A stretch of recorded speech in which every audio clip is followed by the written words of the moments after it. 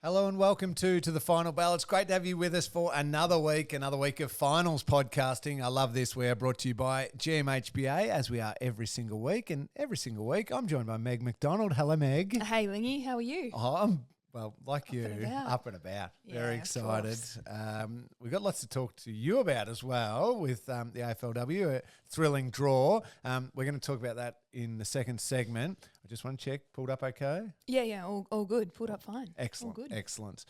We will talk VFL as well. We'll get to a few questions a little bit later on as well. But we do have a wonderful game of football to talk about. A game that could not have gone better. It was unbelievable. Thursday night footy. I don't know what you were like, but I was just racked with nerves. I was saying, kept saying to my kids, this is going to be a tough one, boys. You can't. This is not something that we can. You know, we're never going to just have it. But Port's never going to just have it. This is going to go down to the wire. Just understand we're in for a tough night here. I couldn't have been more wrong. They're just looking at you going, Dad, it's all good. Dad, what are you on about? No, I couldn't agree more. And it was set up, I mean, circumstantially, my week was just shaped really well because we played Sunday. We would almost always train on a Thursday, but we had Wednesday, Friday training this week. So Thursday night, just sit in front of the couch, ready to go. And I actually thought we should have called an emergency pod on Friday to get the true vibes of the reaction to how good it was. But I'm not going to lie, I was with you a little bit. I felt very confident, especially considering our in-form, lethal running capacity in our half-forward line. Those players are going incredibly well, as is acknowledged by all the fans. If you marry that up with the two Port Adelaide defenders who weren't playing in Farrell and Houston, all Australian, I thought this could be good. And then news came through that Stewie wasn't going to play, and I got a little bit nervous again. But as I said to him in the corridor yesterday, who needs you? Who needs you? Knowing Stewie, he'd take that well. Yeah. We will get to him, but you're right. The fact that they had those couple of players out, that gave me that little bit of, no, we can do this. Ground ball gets, particularly in the forward half, are so crucial in finals, proved to be the case again. Every time I tried to convince myself, though, that, we can win this one. I then stopped at three players for them. Connor Rosey, Zach Butters and Jason Horne-Francis. But in the end, it didn't matter because of a true team performance. I was going through thinking, who do you pump up? Well, you could pump them all up. Everyone had moments when the game was on the line. So party time by the end and everyone gets involved a little bit. But a couple of times where Port Adelaide was surging, trying to surge the ball forward. They had momentum. You could see Horne-Francis was breaking. And if they got through, they probably then had an outnumber forward of the contest. But we stuck a tackle. Or Zach Guthrie came the other way and just cut it off and turned what could have been a really dangerous play for Port Adelaide into either a stoppage and settle or flying back the other way to that forward line that was functioning so beautifully together. Now, I knew things were going to go okay when Jeremy Cameron slotted what probably could or should be goal of the year. I did love I work with Brad Johnson of a Monday morning, and he brought to my attention, replayed it, that Eddie Betts caught up with Jez in the rooms after the game and basically gave Jez the little warning, hey, stay out of that pocket, mate. That's Eddie's threatened. Acknowledged it was an incredible goal. Basically, the spin of the ball, physics says it shouldn't go through, and acknowledged it was one of the great goals ever, but it just said to Jez, hey, mate, but just stay out of that pocket. Oh, my gosh. That's mine. It was unbelievable. I think there was a little bit of a joke from Jez post-game that he was centering it. I don't know when you've got that much. It seems audacious because it's so outside the realms of other people's talent. But the guy just backs himself in. Yeah. What's to lose? I might just the leverage on him. I mean, the legs, the leverage, the around the body, the under pressure. And he just settled everyone. As Scotty said after the game, if you're a little bit nervous, you're a little bit, how's this going to go? If you're a little bit, prone to buying into the footy gods, that happens, and you you calm yourself a little Just bit. feel good. Speaking of feeling, though, still a little bit nervous, were you worried that we were missing set shots far too many times while we had all this momentum? I kept thinking, hang on, Porter going to get a heap of momentum here, and we've blown a couple of chances. Were you still having that nagging feeling? I mean, you've got to, because that's what they say come finals, is if you're going to miss those set shots, you are probably going to rue your missed opportunities later on. But we were creating so many of them. I didn't feel under threat until Port sort of rallied and then hit the front again. But I was so impressed by, I shouldn't be impressed, they're such a professional outfit, but the maturity and the game sense of the guys to settle the ship, play, make Port defend a little bit again, and then go down and kick another goal. I don't want to lump you into my boat here, Meg, but so I do it with a little bit of hesitation. No, my sense is that I'll be in there with you. Yeah. I don't know where you're going though. I have never, ever, ever picked up the ball and looked behind me and had a half a metre break on somebody like Zach Butters. On the quickest, one of the quickest plays in the comp. And thought, I'm going to keep running and have 3 bounces and take that territory and kick the ball inside forward 50. Max Holmes is phenomenal. I didn't realise at the time who was chasing him until, everyone was speaking about it afterwards. I watch him do that and I think, just 1 bounce is fine. Like, who needs 1 when you can take 3? Yeah. He's just taking the PISS. Unbelievable. You know what I'm thinking there? 1 step is fine and I am kicking it straight away because I'm about to be dragged out of the ground. Take territory, get it forward. From a defender's point of view, it was the kick-in version of that I thought was hilarious. I mean, he's just gotten it to the wing off his own boot, out of bounds, all good. Reset. We'll reset. We own the ground. What was his metres gained for the game? I don't know. I'm not sure. He did get the 10 ridiculous. coaches' votes, which is not surprising. It was a dominant performance by Maxie Holmes. I'd take a little bit of an issue with commentary of the game and analysis of the team, though, when it's like, the Cats have 2 midfielders, or the Cats have 2 stars or 3 stars. I'm like, what about my modest stars? What about the Jack Henrys of the world? Jake Kolodjasny's 700 metres game. Lazy. That's a massive game. What about Jack Bowes? Like that, Jack I know he Bowes, doesn't. Couple of goals. I think there's always this idea of, Rosie Butters, Horn Francis, deservedly, huge names, number 1 draft pick in one case, stars, all Australian. So quickly they're the star midfield. Sometimes there's a little bit of a lag between appreciating the fact, actually Jack Bowes is an outstanding midfielder. Yeah. I know Tanner Bruin's come a little way. Tanner Bruin's going really well. And Max Holmes, I think, is always mentioned a little bit. But, I think there's always a little bit of a lag time, and maybe it's finals performances, maybe it's just doing it time and time again that just everything goes, you know what, that guy goes okay. And I think Zach Guthrie's one of those who now very much gets and earns and deserves those plaudits that he gets. But for a period of time, it was, Zach Guthrie's okay. Yeah, he's solid. He's a hell of a lot better than solid. Absolutely. When he plays games like that and obviously involved in a premiership and everything like that, you realise, there's a bit more to just the big names, Jeremy Cameron, Paddy Dangerfield, Tom Stewart in this team. Possibly I'm getting a bit got my fan hat on in saying that. But I look at every member of the team and I think you just trust them. You think you are really solid. Your footy knowledge is, your game sense is strong. You make the right decision at the right time, and everyone therefore has their moments. You know what I do when I look at a final? I think it is important. Everyone says it's all about the bottom 6 of a list. That's the thing. Yes, that is true. But as well as that, you need your so-called best players, most experienced players, playing to their standard. Not above, not having to be the greatest players to ever live, but playing to their standard, because that then settles and complements the bottom 6, saying, okay, so this is all I need to do in the game. This is what the team needs from me. I can play this particular role, and they rise up as well. And I feel we got that on Thursday night. The Cats, so-called best players.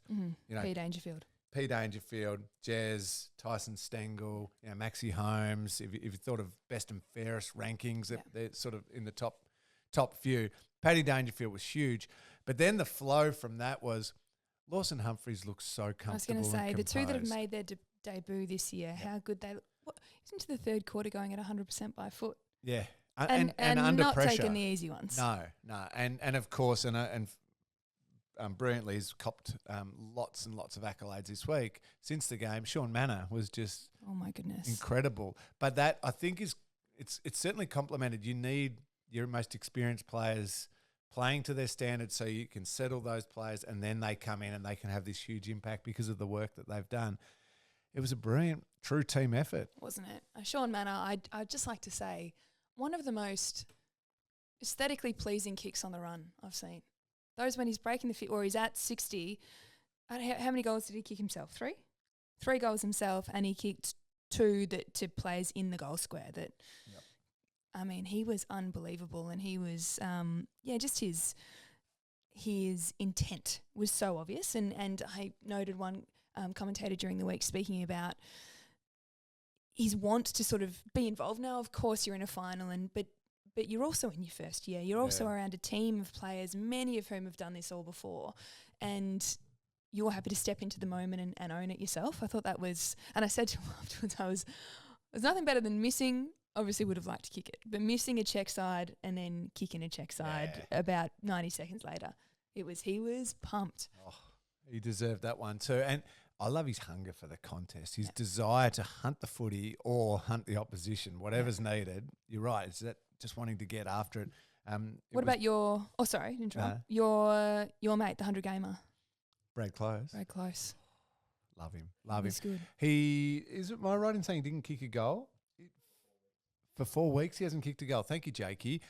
It feels like he kicks a goal every week because he's so involved in goals. Yeah. Not necessarily his, obviously, by the fact his assist would be huge. His goal assist would be massive. And can I clarify one thing too? Because this was a discussion point in the Ling household from the kids. Okay. Oh, the ball that's going to sail through and be a goal. It looks obvious to us. You've got to let it go. No, yes. Mark the ball. Unless you are 100% certain that is going to go all the way through the goals, There you was mark one the ball in the every Bulldogs time. game, wasn't there? Yeah, was there? Yeah. Bon almost kicked an absolute. Oh, yes. Yep. Yeah. And even Mont was like, oh. But the commentators, as you say, were like, you have to try and mark that ball. You got to jump at it. You've got to be certain that there is no chance it does anything else other than go through the goals. Otherwise, and this is back to my days, Bomber Thompson used to tell us, you mark that ball and you make a certainty of it for the team. So I'm glad the boys did. And the team, appropriately values the assist or everyone Correct. acknowledges who's made it happen. Correct.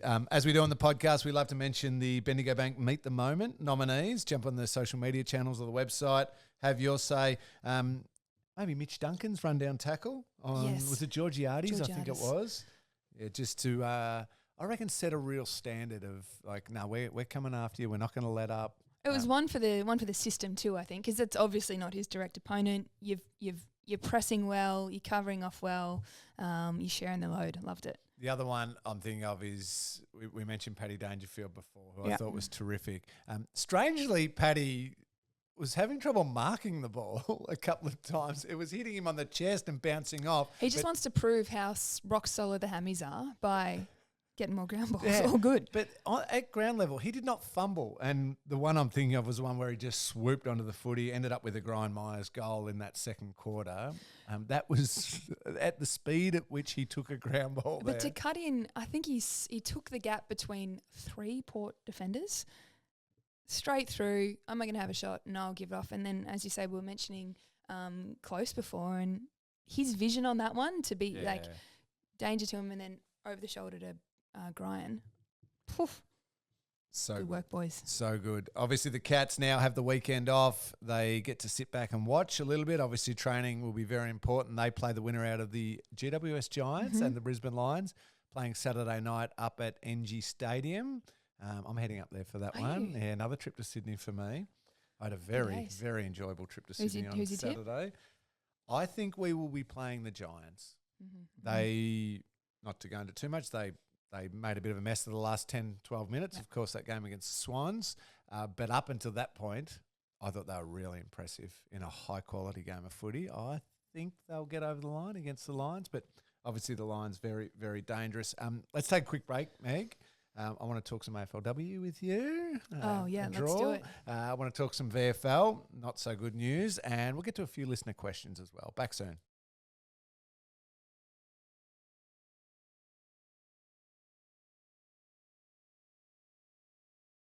Welcome back to the final bell. It's great to have you with us. We are brought to you by GMHBA. Let's talk, before we get to VFL, let's talk AFLW. Sorry. What are you pointing at, man? I was pointing at the ignore me. The record button. The record button. I was like, are we on? No, we're back on. Of course. big I was suddenly like, is it supposed to be green? The big red button that means record. Sorry, everyone.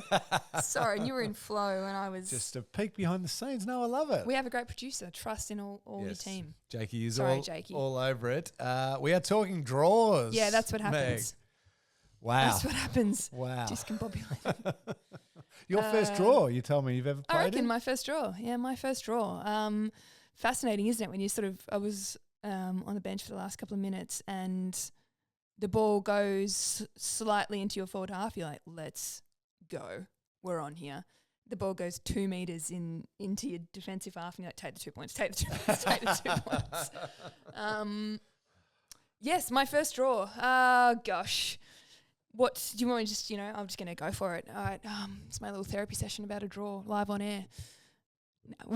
Often the question is asked after a draw. Does it feel like a winning draw or a losing draw? Now North Melbourne grand finalists from last year, yes. dominant performance in round one. Yep.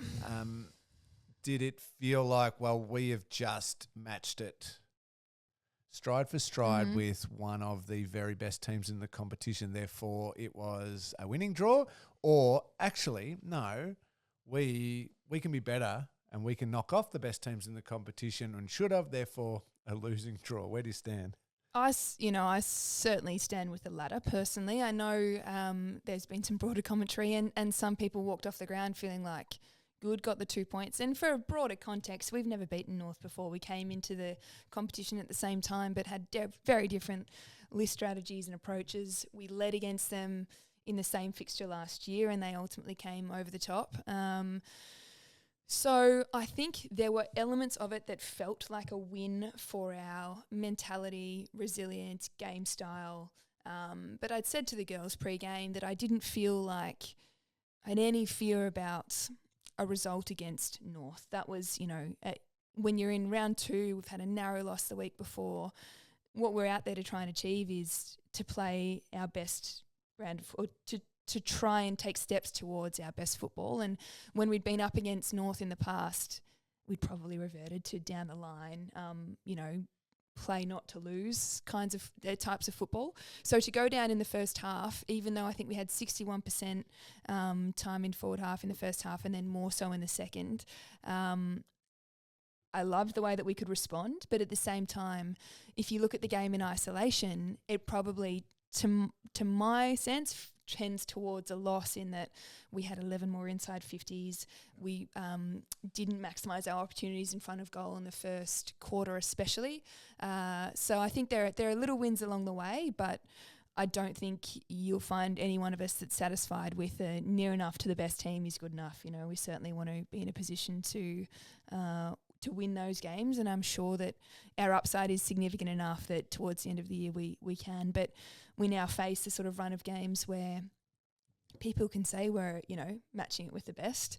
We haven't registered a win yet, so time to shine. Time to shine. I love that attitude. 0-1-1, as you say. 0-1-1. Heading into a game against Carlton this Saturday, 2:35 p.m. at Icon Park. Meet the Moment nominees, which are on the social media channels and the website. Check the notes. My teammates. Claudia's intercept marking perhaps gets again. Claudia was absolutely back to her best on the weekend. Got a little highlights reel up, thanks to Jakey. Jakey. On the channels. She's so great in that tight, in a 1v1, and her body and her tackling was excellent, and she took 2 great intercept marks and backed herself in on opening the ground up. So shout out to Gunj. But Michaela Bowen with the equaliser, we're calling her the equaliser, I think, late in the fourth to secure the draw after someone gave away a free kick and allowed North to hit the front late in the fourth. Don't need to worry about that part. For the team to respond, get it back, and it was a pretty tight angle. She'd missed one that she would have liked to kick 2 quarters before or a quarter before, snap on goal. So she responded well, and she is not ridiculous Hawthorn levels of sellies, but she's solid with the celebration. So nice. I'm really happy for her because she's been given a new role this year. As Cats fans will know, we've had the one and only Renee Gehring retire at the end of the last season, and Renee was absolutely known for her pressure and consistency and diligence. And Michaela's come off the wing and into that half-forward role, and she's hitting the scoreboard. Well, it's 2 from 2 weeks, as has Nina Morrison. Shout out, Nina. I know you're also averaging a goal a week. So really, really happy for both of them to register their nominations, and I would like to have it noted that at both ends of the ground, I think it was a really strong team performance. So, beautiful. Well done, girls. If you want your say on that, you can vote for either one of those in the Meet the Moment nominees on all those channels that we mentioned, social media, website. Heading to not such a good result. We've gone from a win to a draw to, unfortunately, a loss. The VFL in the 1-1-1 semi-final, yes. Going down to Southport, some inaccurate kicking, but some tough conditions as well. So the Cats are out in the VFL, out in straight sets, unfortunately. I know. Obviously, a lot of attention was on this game, given some of the players who were playing in it, vying for AFL selection. Before we get to those players, can I give a big shout out again to Mitch Nevitt, who I thought was really brilliant. good. 39 disposals in the game and did everything he possibly could. Unfortunately, a former Cat, Wiley Buzzer, snagged 3 goals and helped Southport get over the line. The really worrying incident from the game, Gary Rowan. And watching the incident, you could see him get the knock. It didn't look that bad. And then fast forward, you hear that he's got a fractured skull from it. As Gary's, I think, posted on his own personal social media stuff. He's travelling quite well and recovering from that. But we do wish him all the very best on that recovery. Scary when you see an injury like that happen. Really scary. Didn't think anything of it at the time, other than you never want to see a player leave the ground with concussion, and absolutely those that have had concussion before even more so. So awful for Gary. He's part of our AFLW program as well. So wishing him the best. He's an optimistic guy, so I hope he can remain so during his recovery, and hopefully we see him around soon. Yeah, absolutely. The other 2 players who had a lot of attention on them playing in that VFL game, Tom Hawkins and Cam Guthrie, on their return from their respective injuries, both got through fine and both took another step towards putting their hand up for selection. It throws a little spanner in the works as far as their recovery and other people like Mitch Nevitt, Ted Closey, those sorts of people wanting to put their hand up for selection. There is no VFL final next week. I would imagine, Meg, am I right in saying there'll be some form of match scenario, match play? I don't know if it can be organised with another team. Is that allowed to be done? I'm asking a question without notice here. I don't know. All I know is that it does. I suppose it does with the portion of the AFL list that have been playing VFL. They are then more available for full training when you have your main session. I believe there's more. I think the rhythm of the week has stayed the same as it did in the postseason bye. So I think there'll be some pretty significant training this weekend and then onwards. But absolutely shout out to the Geelong community. A lot of us were at the game. I was sitting just out there to watch the VFL on Saturday, and most of the AFL team were there, of course, and you'd feel like an absolute king coming back from such a significant win and rolling into GMHBA Stadium. But I think the way the fans turned up to, yes, have an eye on those players, but also to pay respects to Hawk for, how many times are we going to see him out here? Yeah. That's it's the last one now. It's funny, I was travelling to Sydney, so I couldn't be at the game. But I reckon I arrived and got about 27 text messages from my dad, basically just telling me every step of the VFL game. Yeah. Cam Guthers has done this and Hawk's done that and this has happened and that has happened. And there certainly was a lot of interest in that game. As far as anyone's health from that game, Tom and Cameron being the two obvious ones, but even coming out of the AFL, check the GMHBA health update.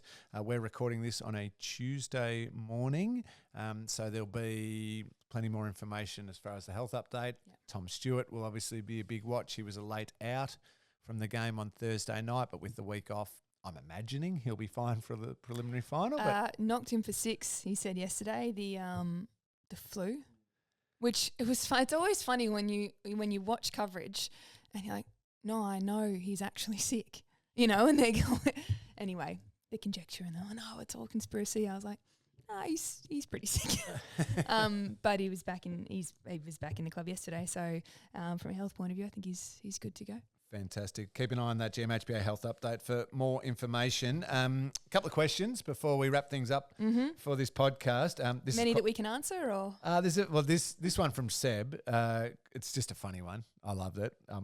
Prepare canned laughter. Let's go. It was why was Tom Stewart wearing the number 39 again on Thursday night like he did in round 7? Well done, Seb. Well played. Zach Guthrie did play a little bit number 44. He was good. Yep. We absolutely love Zach Guthrie.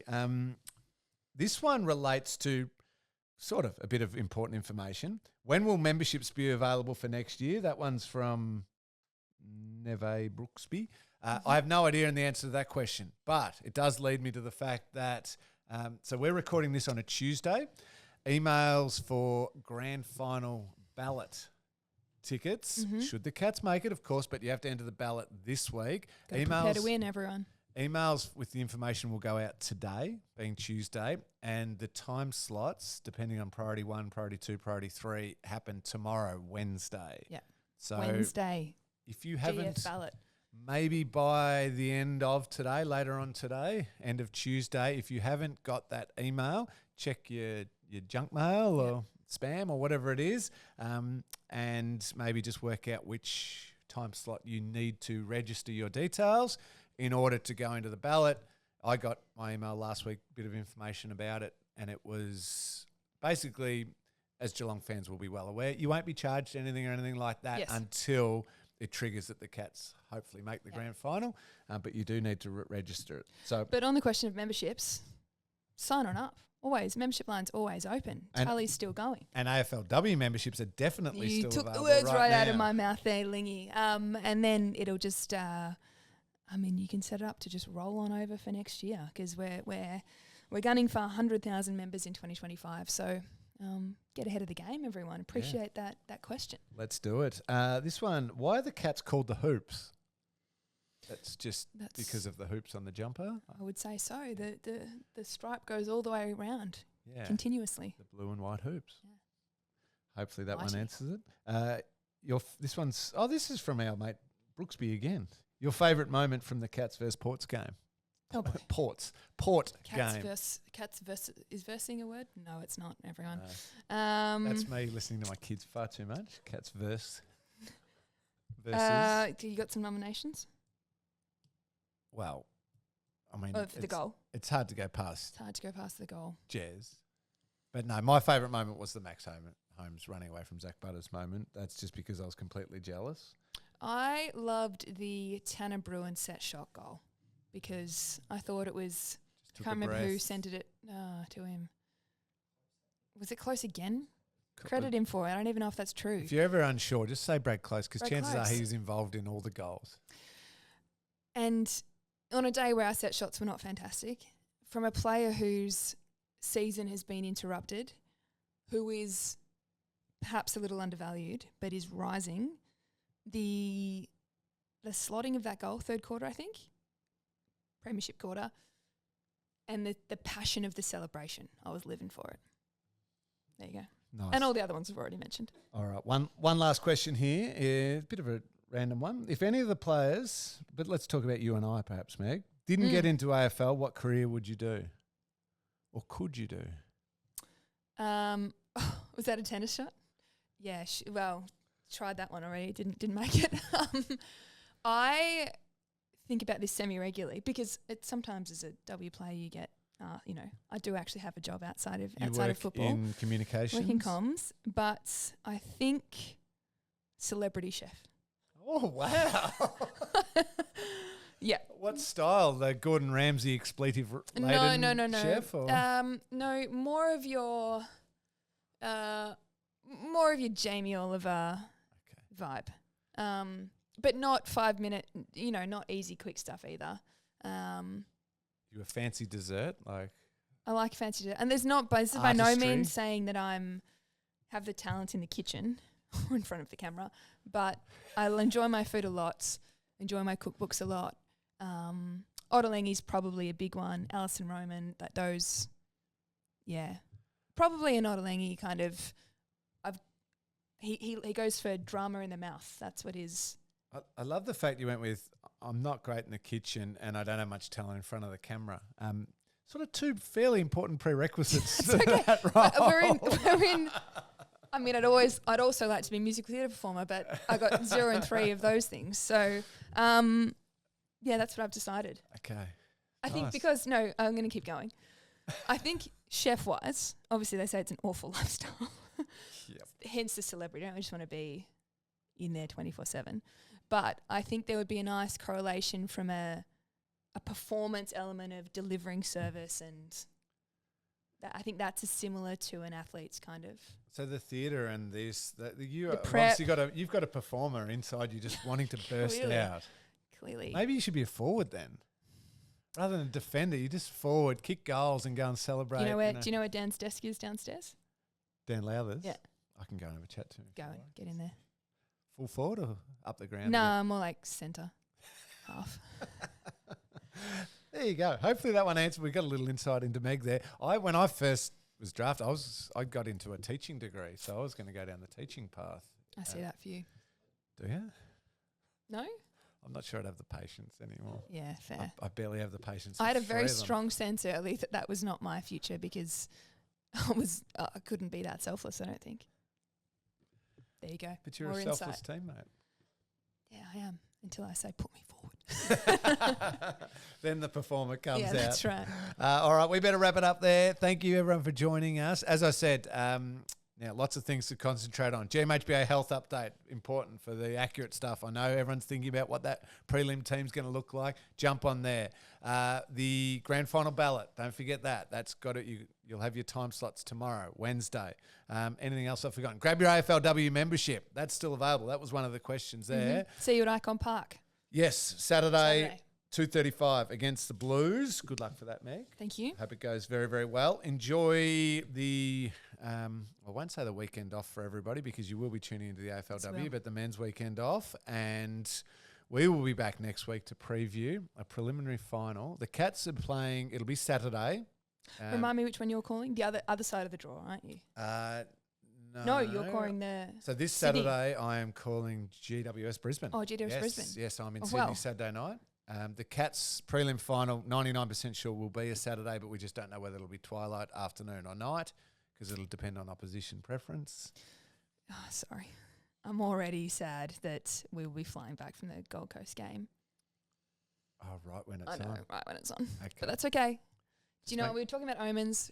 It was the same for 2022 when we beat Brisbane. We were interstate. Okay. So I love a good omen. Beautiful.